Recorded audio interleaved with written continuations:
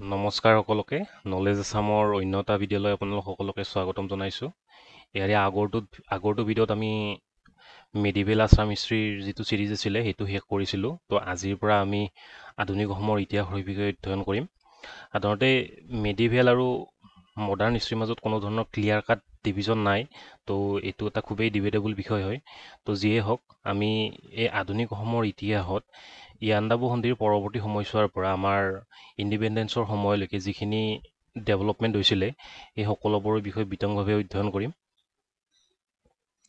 ইয়াৰ আগৰটো ভিডিঅ'ত আমি অধ্যয়ন কৰিছিলোঁ যে কেনেকৈ তৃতীয় গুৱাহাটীৰ দ্বাৰা পুৰন্দৰ সিংহক আপাৰ আছামৰ যি ৰাজত্ব বা ৰাজশাসন তেওঁক হাতত চমজাই দিয়া হৈছিলে কিছুমান চৰ্তৰ বিনিময়ত। তো তাৰ পৰৱৰ্তী সময়ছোৱাত কি হ'ল, ব্ৰিটিছে তেওঁলোকৰ যিটো ডিচিশ্যন পুৰন্দৰ সিংহক ৰাজসিংহাসন অধিষ্ঠিত হ'বলৈ দিয়াৰ, তেওঁলোকে তেওঁলোকৰ সেই ডিচিশ্যনটোৰ প্ৰতি গিল্ট ফিল কৰিবলৈ ধৰিলে। গিল্ট ফিল এইকাৰণে কৰিবলৈ ধৰিলে যে লাহে লাহে তেওঁলোকে সমগ্ৰ অসমখনৰ যি ইকনমিক পটেঞ্চিয়েল সেই সম্পৰ্কে তেওঁলোকে কি হ'ল এৱেৰ হ'বলৈ সক্ষম হৈছিলে। আমি সকলোৱে জানো যে 1823 চাহ ডিস্কভাৰ হ'ল। পৰৱৰ্তী সময়ছোৱাত অৰ্থাৎ 1839 প্ৰথমটো টি কোম্পানী এষ্টাব্লিছ হৈছিলে। তো সেয়েহে ব্ৰিটিছে কি কৰিলে, আপাৰ আছামখন তেওঁলোকে পুনৰাই তেওঁলোকৰ নিজ হাতলৈকে অৰ্থাৎ নিজ কব্জালৈকে আনিবলৈ তেওঁলোকে উঠি পৰি লাগিছিলে। আৰু তদুপৰি সেই সময়ত কি হৈছিলে, পুৰন্দৰ সিংহই বিভিন্ন ধৰণৰ ক্ৰাইচিছৰ সন্মুখীন হ'বলগীয়া হৈছিলে। তাৰ উদাহৰণস্বৰূপে যদি আমি ক'বলৈ যাওঁ, তেওঁ যি এডমিনিষ্ট্ৰেশ্যন আছিলে এই এডমিনিষ্ট্ৰেশ্যনত বিভিন্ন ধৰণৰ এডুকেটেড ব্যক্তিক নিযুক্ত কৰিবলগীয়া হৈছিলে, যিটোৱে সেই সময়ৰ যি আহোম নবিলিটিজ আছিলে তেওঁলোকক বাৰুকৈয়ে ৰিচেণ্ট ফিল কৰাইছিলে, অৰ্থাৎ তেওঁলোকৰ গ্ৰিভিয়েঞ্চ বাঢ়িবলৈ ধৰিছিলে। তদুপৰি তেওঁ যিহেতু বছৰেকত 50,000 এমাউণ্টত ট্ৰিবিউটেৰিজ ব্ৰিটিছক দিব লগা হৈছিলে, তো সেইটোৰ ফলত তেওঁৰ ৰাজ্যত কইনৰ ডিফিচিয়েঞ্চি হ'বলৈ ধৰিছিলে। তো এই সকলোবোৰৰ ফেক্টৰ ব্ৰিটিছে কনচিডাৰ কৰি তেওঁলোকে এইটোক এটা অপৰচুনিটিৰ উইণ্ড' হিচাপত ইউজ কৰিছিলে।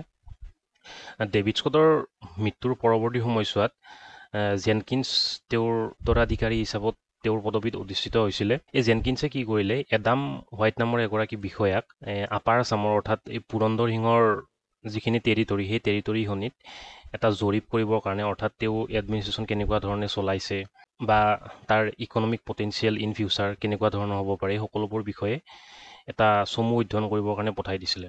তাৰপিছত এই এডাম হোৱাইটে যিখন ৰিপৰ্ট দিছিলে সেই ৰিপৰ্টখন ইমান এটা ইম্পৰ্টেণ্ট নহয় বাৰু, বাট তাৰ দুটামান পইণ্ট আপোনালোকক মেনশ্যন কৰি থওঁ যে এডাম হোৱাইটে কৈছিলে যে 50,000 এমাউণ্টটো খুবেই বেছি হয়।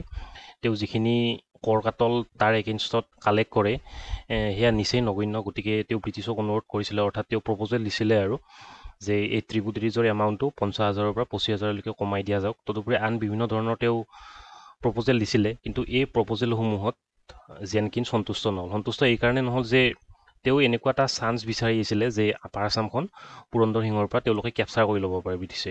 কিন্তু যিহেতু এডাম হোৱাইটে তাৰ এগেইনষ্টত এটা প্ৰপ'জেল দিছিলে, তো সেয়েহে তেওঁ তাত সন্মতি নজনাই তেওঁ কি কৰিছিলে, নিজে এটা ৰিপৰ্ট প্ৰস্তুত কৰিবলৈকে আপাৰ আছামলৈকে গুচি গৈছিলে। তাৰ পৰৱৰ্তী সময়ছোৱাত তেওঁ ইষ্ট ইণ্ডিয়া কোম্পানীক এনেকৈ এটা প্ৰপ'জেল দিছিলে যে পুৰন্দৰ সিংহৰ এট্ৰচিটিজৰ এমাউণ্টটো বহুত পৰিমাণে বাঢ়ি গৈছে। তো সেয়েহে মানে তাত যিটো আগৰ পৰা এফিচিয়েণ্ট এডমিনিষ্ট্ৰেশ্যন চলি আহিছিলে আহোমৰ দিনত, সেইটো পুৰন্দৰ সিংহই ভংগ কৰি এটা ডিক্টেটৰশ্বিপৰ টেণ্ডেঞ্চি এটাৰ সৃষ্টি কৰিছে। তো সেয়েহে ইষ্ট ইণ্ডিয়া কোম্পানীয়ে তাৰ দখলটো নিজ হাতলৈকে অনা উচিত। তো তাৰ পৰৱৰ্তী সময়ছোৱাত কি কৰিছিলে, 1839 খ্ৰীষ্টাব্দত ক্ষমা কৰিব 1838 খ্ৰীষ্টাব্দত সমগ্ৰ আপাৰ আছামখন, ইয়াতে আপোনালোকক মেপত দেখাই দিছোঁ, এই সমগ্ৰ আপাৰ আছামখন তেওঁলোকৰ নিজৰ আণ্ডাৰলৈকে লৈ আহিছিলে ইষ্ট ইণ্ডিয়া কোম্পানীয়ে। তাৰোপৰি ইয়াতে আপোনালোকক আগৰ ভিডিঅ'ত আমি জনাইছিলোঁৱে যে লোৱাৰ আছামখনতো ইয়াণ্ডাবু সন্ধিৰ পৰৱৰ্তী সময়ছোৱাতে ব্ৰিটিছে কমপ্লিটলি এনেক্স কৰি লৈছিলে। তাৰোপৰি কিছুমান সৰু সুৰা এৰিয়া আছিলে যিবোৰ ব্ৰিটিছৰ এম্বিটৰ বাহিৰত আছিলে বা ব্ৰিটিছৰ জুৰিডিকশ্যনৰ বাহিৰত আছিলে। তো ব্ৰিটিছে কি কৰিলে, লাহে লাহে সেই এৰিয়াসমূহো তেওঁলোকৰ নিজৰ দখললৈ আনিবলৈকে চেষ্টা কৰিলে। তো এতিয়া আমি সেইসমূহৰ বিষয়ে পঢ়িম। এতিয়া আমি আহিছোঁ শদিয়ালৈকে। শদিয়াত সাধাৰণতে খামতি যিটো ট্ৰাইব আছিলে সেই ট্ৰাইবৰ পপুলেশ্যনবিলাকে বসবাস কৰিছিলে। খামতিসকলে কি কৰিছিলে, ৰুণোৱা গোহাঁইৰ আণ্ডাৰত ব্ৰিটিছৰ এগেইনষ্টত এটা বিদ্ৰোহ সম্পাদিত কৰিছিলে। আৰু তাৰ পৰৱৰ্তী সময়ছোৱাতে কি কৰিছিলে, 600জন সৈন্যবাহিনী লৈ ব্ৰিটিছৰ ওপৰত আক্ৰমণ চলাইছিলে। আৰু সেই আক্ৰমণৰ ফলস্বৰূপে যি এডাম হোৱাইট আছিলে, ব্ৰিটিছৰ এজন এডমিনিষ্ট্ৰেটিভ বিষয়া আছিলে, তেওঁৰ মৃত্যু হৈছিলে। আৰু ব্ৰিটিছে পৰৱৰ্তী সময়ছোৱাত এই বিদ্ৰোহ সুচাৰুৰূপে দমন কৰিবলৈ সক্ষম হৈছিলে।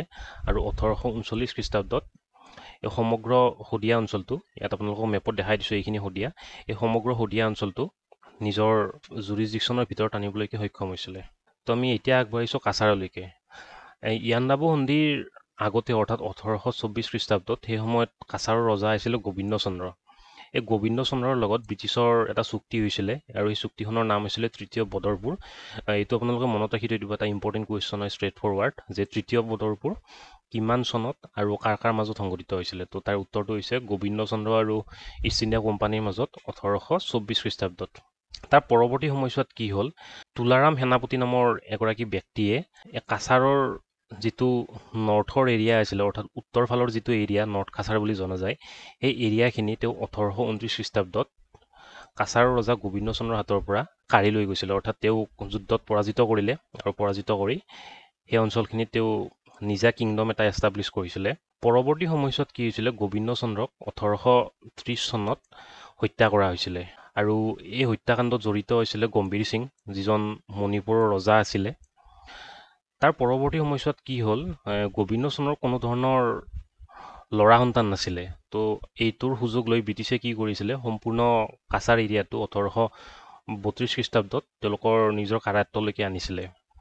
আৰু পৰৱৰ্তী সময়ত কি হৈছিলে, তুলাৰামে ব্ৰিটিছৰ এগেইনষ্টত এটা ৰিভল্ট কৰিছিলে, যিহেতু তেওঁ নৰ্থ কাছাৰ ৰিজনটোত ৰাজত্ব কৰিছিলে আৰু ব্ৰিটিছে কি কৰিছিলে, এই তুলাৰামৰ বিদ্ৰোহ দমন কৰিবলৈ সক্ষম হৈছিলে। আৰু পৰৱৰ্তী সময়ত 1850 খ্ৰীষ্টাব্দত এই তুলাৰামৰ মৃত্যু হ'ল আৰু তুলাৰামৰ মৃত্যু হোৱাৰ পিছত 1854ত নৰ্থ কাছাৰ এৰিয়াটো ব্ৰিটিছে কি কৰিছিলে, তেওঁলোকৰ নিজৰ পলিটিকেল জুৰিছডিকশ্যনৰ ভিতৰলৈকে লৈ আহিছিলে। তো আমি এতিয়া আহিছোঁ জয়ন্তীয়ালৈকে। এতিয়া আপোনালোকক মেপত দেখাই দিছোঁ, জয়ন্তীয়া এৰিয়াটো এইটো হয়, বৰ্তমান আমাৰ মেঘালয়ৰ সমীপৱৰ্তী। জয়ন্তীয়াৰ ৰজা আছিলে ৰামসিংহ। এই ৰামসিংহৰ কি হৈছিলে, 1832 খ্ৰীষ্টাব্দত মৃত্যু হ'ল। তেওঁৰ মৃত্যু হোৱাৰ পিছত কি হ'ল, তেওঁক যিগৰাকী উত্তৰাধিকাৰী হিচাপত ৰাজসিংহাসনত অধিষ্ঠিত হৈছিলে, তেওঁৰ এগৰাকী 17 বছৰীয়া গ্ৰেণ্ড নিফিউ, অৰ্থাৎ তেওঁৰ ভতিজাক আছিলে আৰু তেওঁৰ নাম আছিলে ৰাজেন্দ্ৰ সিং। এইটো আপোনালোকে মনত ৰাখি থৈ দিব যে ৰামসিংহৰ পৰৱৰ্তী সময়ছোৱাত জয়ন্তীয়াৰ সিংহাসন কোনো অধিষ্ঠিত হৈছিলে, তাৰ উত্তৰটো হৈছে ৰাজেন্দ্ৰ সিং।